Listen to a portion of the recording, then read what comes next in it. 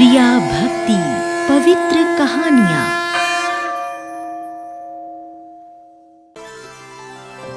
राजस्थान के एक शहर में नरेश नाम का एक युवक रहा करता था, जो गांव से शहर आकर रहने लगा था। उसकी सरकारी नौकरी नई नई लगी थी। वो अपनी पत्नी रचना के साथ बड़े प्रेम से रहा करता था। पति पत्नी दोनों ही खाटू वाले श्याम के परम भक्त थे। शादी को 5 साल बीत गए थे, लेकिन उनके कोई संतान नहीं थी।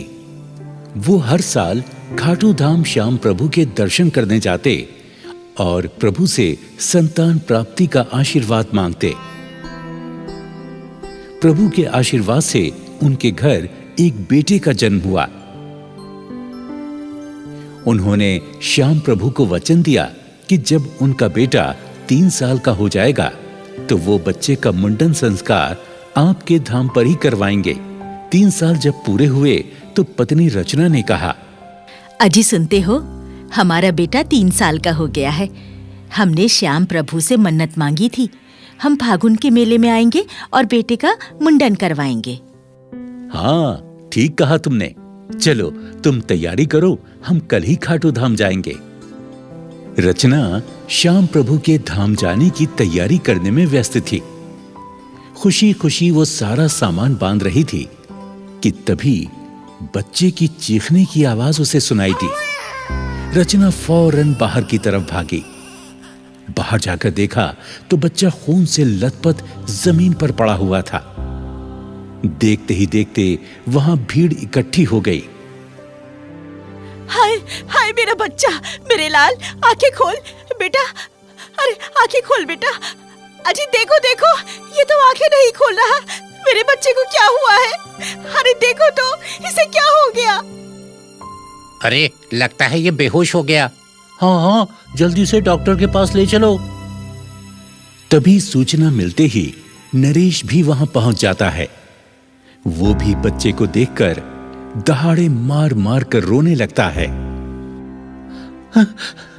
अरे अरे, ये मेरे बच्चे को क्या हो गया? मेरे बच्चे को क्या हो गया? रचना, मेरे बच्चे को क्या हो गया? हे प्रभु, ये क्या कर दिया?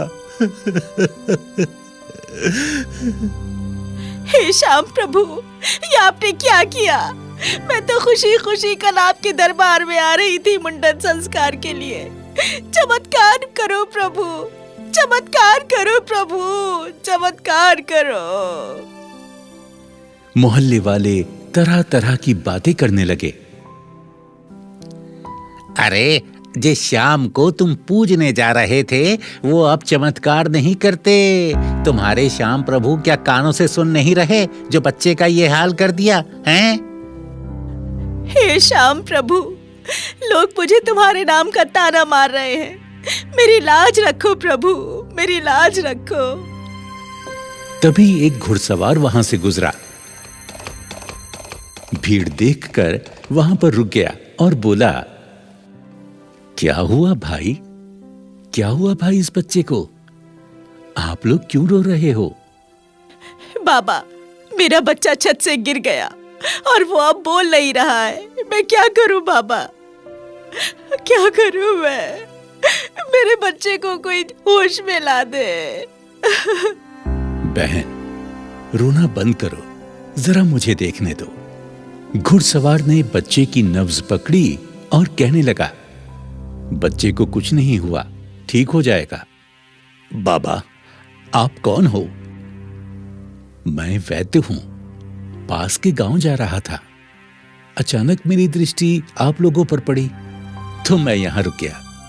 अब देर ना करो, मैं तुम्हें ये बूटी देता हूं, इसे घोट कर बच्चे को पिला दो, बच्चा अभी होश में आ जाएगा। रचना तुरंत बूटी घोंट कर लाई और बच्चे के मुंह में डाल दी। थोड़ी ही देर में बच्चे ने आंखें खोल दी। उधर वो घुड़सवार अचानक गायब हो गया। हाँ, मेरे बच्चे ने आंखें खोल दी, मेरे बच्चे ने आंखें खोल दी। रचना देखो, मेरे बच्चे ने आंखें खोल दी, मेरा बच्चा ठीक हो गया। हमारा बच्चा ठीक हो गया। देखो देखो, हमारा बच्चा ठीक हो गया। अरे वाह, धन्य हो प्रभु, धन्य हो महाराज। अरे वो घोड़े वाले बाबा कहाँ गए? अभी तो यहीं थे, अचानक वो बाबा कहाँ ओझल हो गए? तभी भीड़ में से एक बूढ़ा आदमी बोला, लगता है तुम जैसे श्याम बाबा का ध्यान करती हो ना बेटी, कहीं वो वही तो नहीं थे? हे श्याम प्रभु, आप हमारे द्वार पर पधारे और हम आपको पहचान नहीं पाए। देखा आप सभी लोगों ने मेरे श्याम प्रभु का चमत्कार, कितने सच्चे हैं मेरे श्याम प्रभु। सुनो रचना, अब जल्दी से तुम खाटू धाम जाने की तैयारी करो। हाँ, मैंने सारी तैयारी कर ली है, गाड़ी का इंतजाम तो करो। हाँ हाँ ठीक है, मैं जाता हूँ।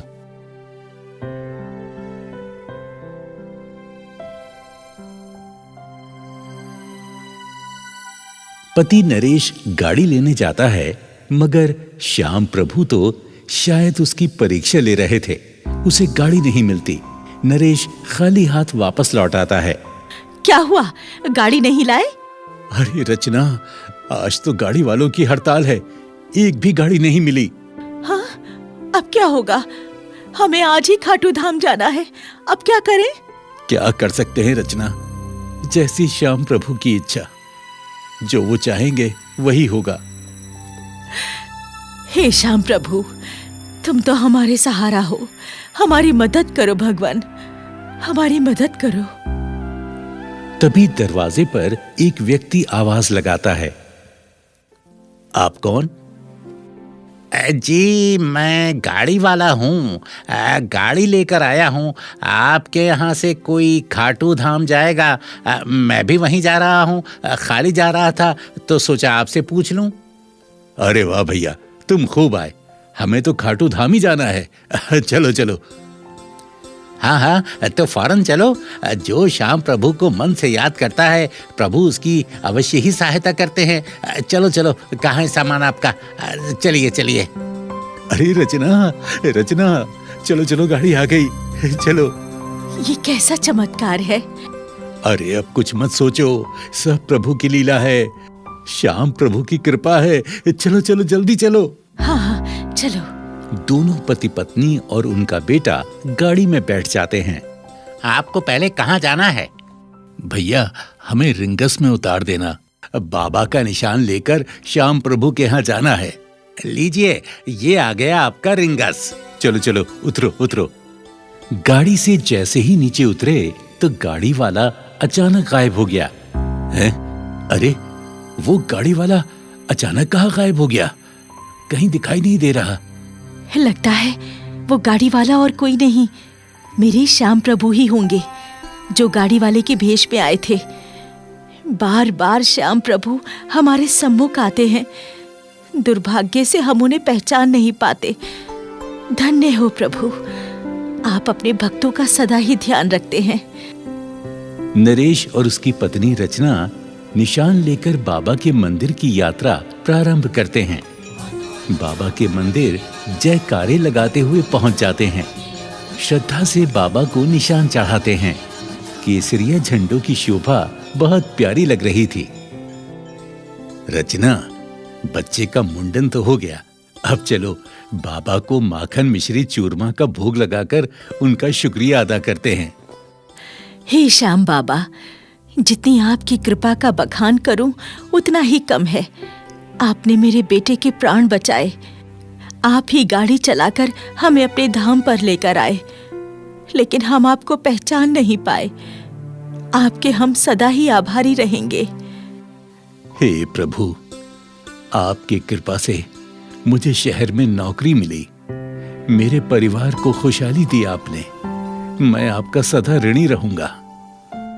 अजी सुनते हो, बाबा का भंडारा करना है। नहीं रचना, हमें वापस जाना पड़ेगा, क्योंकि मुझे ड्यूटी पर जाना है। मैं तो बस 2 दिन की ही छुट्टी लेकर आया था। अच्छा, तो ऐसा करते हैं, हम भंडारे के पैसे पुजारी जी को दे देते हैं, वो श्याम प्रभु का भंडारा करा देंगे। हाँ, विचार अच्छा है। तुम एक काम करो, तुम्हारे पास जो रुपए हैं जो मैंने दिए थे वो पुजारी जी को दे दो। रचना ने जैसे ही अपने पर्स को देखा वो उसके पास ही नहीं था। वो इधर उधर देखने लगी, पर रुपए से भरा पर्स उसका खो चुका था। सुनते हो जी, मेरा पर्स कहीं खो गया है।